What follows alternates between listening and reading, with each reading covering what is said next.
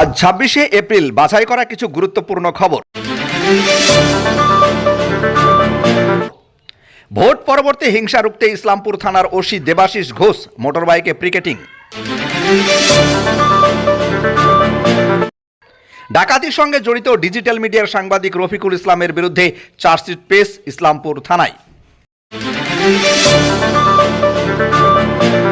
প্রথম পর্বের ভোট মুর্শিদাবাদের ৯০ থেকে ৯৮% ভোট পড়েছে, যা কোনোবার পড়ে না।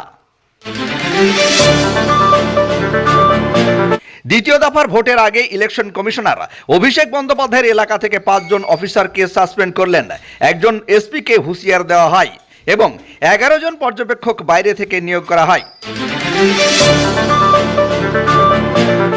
কাশ্মীরে এখন শীত, শুরু হয়েছে তুষারপাত। মমতা বন্দ্যোপাধ্যায় বাইকে বসেই করলেন র্যালি, রাস্তায় জনজোয়ার। ফুরফুরা শরীফের দাদা হুজুরের মাজারের সামনেই জয় বাংলা স্লোগান, ক্ষোভে ফুঁসছে তহা সিদ্দিকী। আমেরিকার প্রেসিডেন্ট ডোনাল্ড ট্রাম্পের নৈশভোজনে গুলি।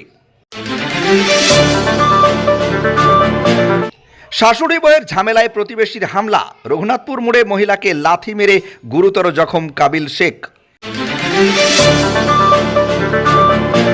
এই ধরনের খবর পেতে আমাদের পেজটি ফলো করুন। আপনারা দেখছেন ডমকল এমকে টিভি।